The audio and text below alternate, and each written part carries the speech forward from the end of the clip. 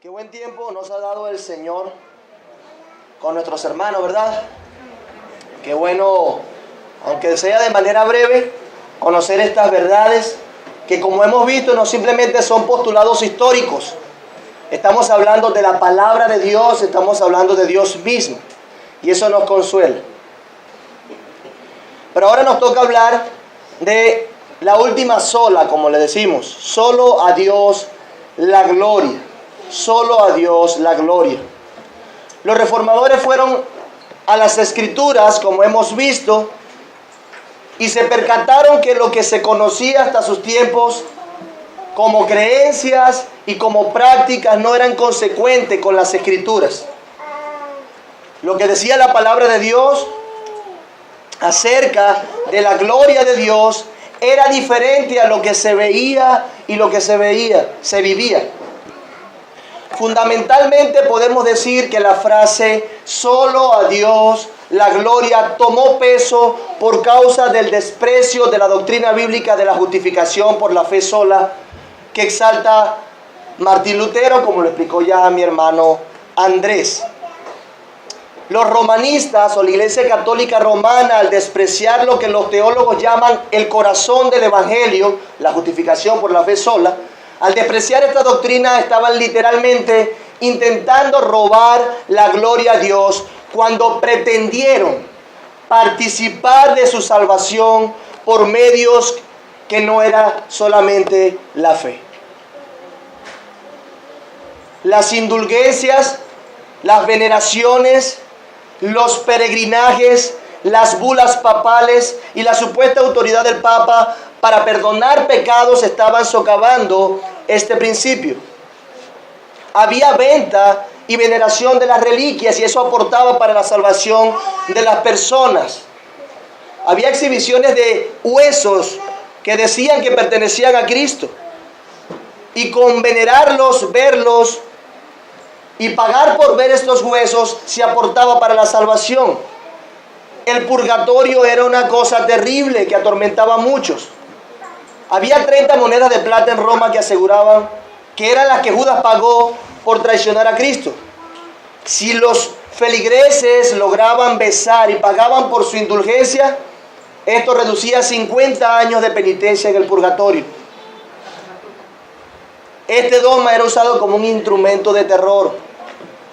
Los papas se volvieron verdugos de los pueblos, ordenaban matanzas, asesinatos, arrestaban pueblos enteros, sometían reinos bajo su dominio. Y ellos se entregaron a sus placeres y a su lujuria. Como pasa siempre entre los hombres, la jactancia, la gloria, la fama se les subió a la cabeza de estos hombres que se consideraban papas y desviaron la gloria de Dios. Hubo uno que sus amantes eran retratadas por famosos pintores para luego ser veneradas como imágenes de la Virgen María.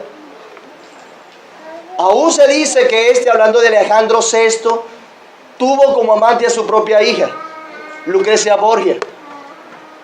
Y ellos, robando la gloria a Dios, en el sentido de que despreciaban la fe sola, para obtener la salvación se exaltaban a sí mismos. Uno quiso ser conocido como el Papa Guerrero. Otro propuso construir la Basílica de San Pedro, como nos explicó nuestro hermano Andrés. Y también estaba Texel, aquel que llegó a Alemania cuando Lutero estaba y decía que aún no terminaba de caer aquella moneda en el fondo del cofre cuando el alma salía de las penas del purgatorio. De esta manera todo giraba alrededor de las indulgencias, del sacramentalismo, de las obras de la iglesia, del Papa, de las ordenanzas de la iglesia. Todo giraba alrededor de la iglesia. Lo que la gente veía como medio para llegar al cielo no era Dios, era la iglesia, eran sus ordenanzas. Dios simplemente quedaba relegado como un instrumento para cumplir las ambiciones del Papa y el Estado. Era usado también como un instrumento de terror. Haz esto porque yo soy el Papa, entonces Dios te hará esto si tú no. En vez de la iglesia llevar a los feligreses genuina y voluntariamente a que glorificaran a Dios con cada aspecto de su vida, no lo hacían. La iglesia debía predicar la palabra de Dios de manera que las congregaciones entendiesen la voluntad del Creador y así conducirlos a la salvación, pero no lo hacían. Había una dualidad generalizada promovida por la iglesia. Cumplían unas cuantas cosas y estaban bien con Dios. Pero al regresar a sus casas, la vida de los feligreses no giraban en torno a Dios. Dios no estaba siendo glorificado. La iglesia estaba siendo glorificada porque la vida giraba alrededor de ella. La hipocresía era promovida y sus sacramentos podían salvar. No se daba la gloria a Dios. La iglesia era glorificada. El Papa era glorificado porque ellos estaban como instrumento de la salvación. Y alrededor de los intereses del Papa y de la iglesia gravitaba la vida de las personas, no alrededor de Dios. Dios quedaba en un segundo plano o tal vez en un tercer plano. Pero eso ha pasado en la historia. Los fariseos hacían algo igual. El pueblo de Israel llegó a hacer algo parecido. Adán y Eva, a fin de cuentas, decidieron no darle gloria a Dios obedeciendo su palabra. Pero la palabra es clara con respecto a la gloria de Dios. Dice Isaías 42:8. Yo soy el Señor. Ese es mi nombre. Mi gloria a otro no daré. Ni mi alabanza a imágenes talladas. Dice Isaías 42:8. Romanos 3:21, que creo que leyeron. Pero ahora, aparte de la ley, la justicia de Dios ha sido manifestada, atestiguada por la ley y los profetas, es decir, la justicia de Dios por medio de la fe en Jesucristo, para todos los que creen, porque no hay distinción, por cuanto todos pecaron y no alcanzan la gloria de Dios, siendo justificados gratuitamente por su gracia, por medio de la redención que es en Cristo Jesús. Y continúa diciendo el pasaje: a quien Dios exhibió públicamente como propiciación por su sangre a través de la fe, como una demostración de su justicia, porque en su tolerancia a Dios pasó por alto los pecados cometidos anteriormente, para demostrar en este tiempo su justicia, a fin de que Él sea el justo y sea Él el que justifica al que tiene fe en Jesús. ¿Dónde está pues la jactancia? ¿Queda excluida? ¿Por cuál ley? ¿Por la de las obras? No, sino por la ley de la fe. Mis amados hermanos, ¿dónde está la jactancia? ¿De qué se puede gloriar las personas de tener la salvación? En nada. Si alguno es salvo es por medio de Cristo y más nada. Efesios 2:8. Sencillo, porque por gracia sois salvo por medio de la fe, y esto no es de vosotros, sino que viene ¿de quién? De Dios, no por obras. ¿Con qué propósito? Para que la gloria solamente sea de Dios, no de nosotros. Y esto se estaba robando, para que nadie se gloríe. Entonces hemos visto dos pasajes que son contundentes, que hablan de que la gloria le pertenece a Dios en la salvación. Y ese era el énfasis de la reforma. Dios es glorificado y solamente en Él hay salvación, y en Cristo, a través de la fe, por su gracia. Y Él se reveló en las Escrituras. Eso nos lo dice la palabra de Dios. Él es el único digno de glorificarse, y Él no dará su gloria a otro. Pero antes de avanzar, quisiera intentar definir por un momento la gloria de Dios, porque puede ser un término que queda abstracto en nuestra mente. Pero definir la gloria de Dios es una osadía. Es casi imposible hacerlo entendiendo que nadie la vio jamás. Moisés pidió a Dios que le mostrara su gloria en Éxodo 33:18, y Dios le respondió: no puedes ver mi rostro, porque nadie puede verme y vivir. No podemos definir su gloria, pero sí podemos hablar de aquellas cosas que su palabra revela acerca de la gloria de Dios. En el Antiguo Testamento, la palabra gloria y honor provienen de la raíz hebrea que significa peso o pesado. Si aplicamos esta idea a Dios, sabemos que la gloria de Dios no es algo ligero, no es algo trivial, no es algo liviano. Dios ha sido llamado de muchas maneras, pero nunca Dios ha sido llamado trivial, fútil o ligero. De hecho, La manera en cómo se usa esta palabra en algunos pasajes parece significar honor, excelencia, reputación, algo que no es ordinario, algo que no es común, algo que no es normal, es la gloria de Dios. Eso es en hebreo, pero en griego la palabra gloria es doxa, término que tiene una gran historia. Originalmente esta palabra significa opinión, reputación o elogio. Ya para el Nuevo Testamento la palabra doxa en la Septuaginta implicaba brillantez o esplendor. Y en gran medida la gloria de Dios es esa luz o brillantez que Dios irradia alrededor de su propio ser. Entonces vemos que tiene connotaciones de peso, tiene connotaciones de algo significativo, no trivial. Algo que tiene que ver con la brillantez y esplendor que propaga el ser de Dios. Esto es lo que gloria comunica según el significado y el uso de los idiomas originales. De manera que podemos resumir la gloria de Dios como el conjunto de cualidades o atributos que Dios tiene en su ser interior, y externamente podemos decir que es el despliegue de esos atributos en su creación. Es el despliegue de sus atributos en su creación. Miguel Núñez, un pastor, lo dice así: la gloria de Dios es todo lo que su ser refleja, desde su interior hacia afuera. Y su gloria también, fíjese, todo lo que su creación refleja de regreso a Él. Es decir, la creación refleja la gloria de Dios.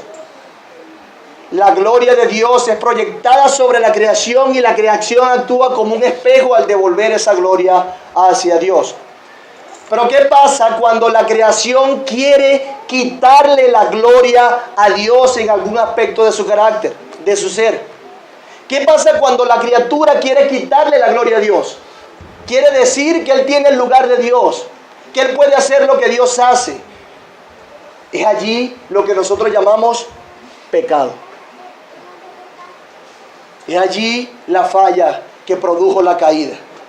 Eso es lo que pasó desde el principio. Querer ser lo que Dios no quiere que seamos. Repito, querer ser lo que Dios no quiere que nosotros seamos es tomar un poco de su gloria y moldearla a nuestra voluntad fuera de su voluntad. Es querer tener el lugar de Dios que solamente el Dios merece. Es reclamar la dignidad que solo Dios tiene. Y delante de Dios es algo abominable. Por eso los reformadores, al ver la palabra de Dios y al decir que la salvación es de Jehová, dijeron: solo a Dios la gloria en su creación y en la salvación. Salmo 19:1. Los cielos proclaman la gloria de Dios y la expansión anuncia la obra de sus manos. La creación refleja la sabiduría, el poder, la majestad, la trascendencia y la belleza de Dios. Dios es el autor de todo. Hermanos, amigos, el universo necesita de Dios. Dios no necesita del universo. Él es glorioso en sí mismo. La creación debe responder glorificándole. No es que Dios quiera ser el centro del universo. Dios es el centro del universo. Y los reformadores destacaron eso. No solamente en algunos aspectos pequeños. Ellos dijeron: Dios es el dueño de la vida. Por eso Abraham Kuyper podía decir que Jesús es Señor de cada esfera de la vida. Dios tiene el imperio porque a Él le pertenecen todas las cosas. No a la iglesia, no a los papas, no por medio de las indulgencias. Dios obra la salvación desde principio a fin. Por eso Él es glorificado. Dice Isaías 48:11: por amor mío lo haré. Porque ¿cómo podría ser profanado mi nombre? Mi gloria pues no lo daré a otro. Dice Isaías 48:11: por tal razón no hay algo o alguien mayor a lo cual Dios pueda atribuirle o darle la gloria a Dios o amarle más que a Él mismo. Él es mayor, Él es el creador, a Él nos debemos, somos sus criaturas y debemos glorificarle. No hacerlo es una abominación. Dios es el creador de todo. Por eso es el único digno de recibir la gloria, la honra y el poder. Por eso Jesús enseña que debemos orar así. Y no nos metas en tentación, mas líbranos del mal. Porque tuyo es el reino y el poder y la gloria para siempre jamás. Amén. Mateo 6:13. Por eso es que el salmista exhorta diciendo en el Salmo 156, todo lo que respira, alabe al Señor. Aleluya. Porque la gloria es de Dios. Es de Dios en la salvación y en la creación. La salvación es del Señor, causada por Él, proviene de Él y es para su gloria. Dios decidió salvar a pecadores y poner todos los medios necesarios para que Él sea glorificado en la salvación de hombres que no merecen ser salvos. ¿Y quién es el bueno entonces? Dios. ¿De quién es la misericordia? De Dios. ¿De quién es la gracia? De Dios. No de la iglesia, no del Papa. Dios eligió sus instrumentos para salvar.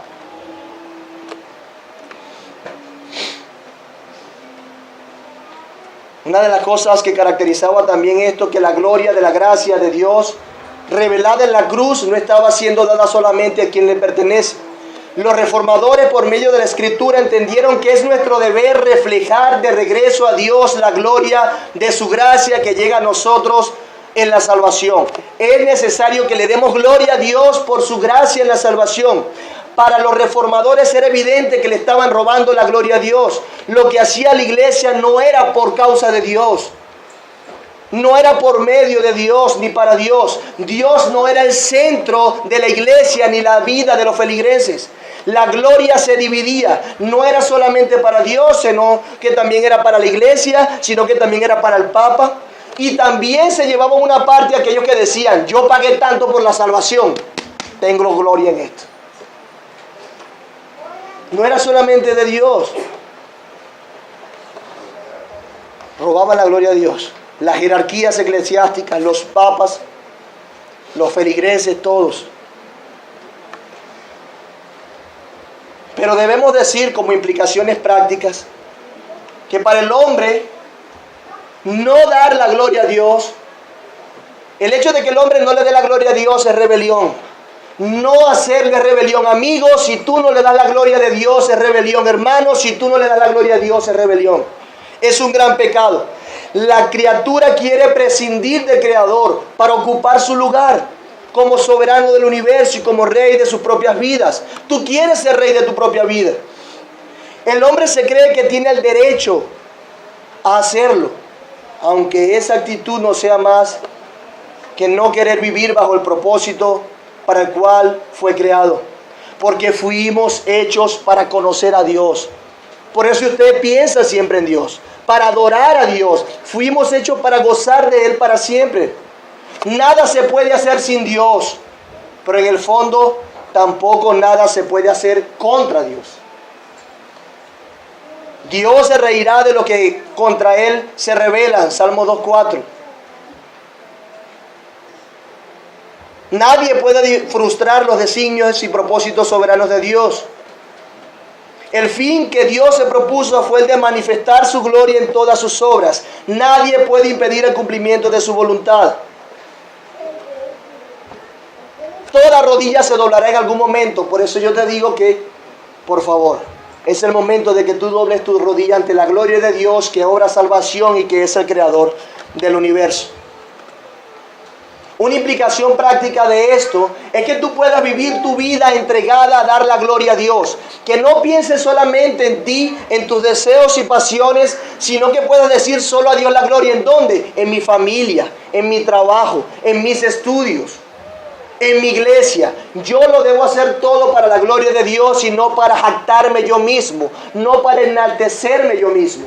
Porque, hermanos, amigos, nuestro problema como hombres es que queremos exaltarnos y digan, yo soy mejor que, o yo me he portado mejor que, o yo no he hecho aquello que hizo. Pero el punto aquí es que tú puedas decir que todo lo que haces, todo lo que piensas, todo lo que dices es para la gloria de Dios. debemos cumplir la palabra de Dios. Debemos ser hacedores de su palabra. Cuando nosotros entendemos que Dios es digno de recibir toda la gloria, como lo entendieron los reformadores, entonces toda nuestra vida se va a condicionar a eso, en conocerle y en darle gloria. ¿Cómo podían los feligreses darle gloria a Dios si no conocían a Dios, si no lo leían en la palabra porque estaba en latín, no estaba en sus propios idiomas? Pero para decir solamente a Dios la gloria, ellos tradujeron la Biblia a diferentes idiomas, al idioma vulgar o vernáculo, para que todos pudiesen conocer a Dios y así de mejor manera glorificarle. Hermano, amigo, conoce a Dios, cautívate y entiende que tú vives y tu razón de ser es para glorificar a Dios. En la creación por ser criatura, pero en aceptar, en recibir, en creer en Cristo, en agarrar, en fijarte, en abrazar la salvación que puede apartarte del imperio y por siempre dar gloria a Dios.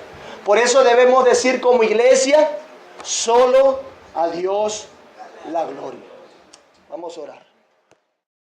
Yo siempre amaré esa cruz, sus triunfos y gloria será, y algún día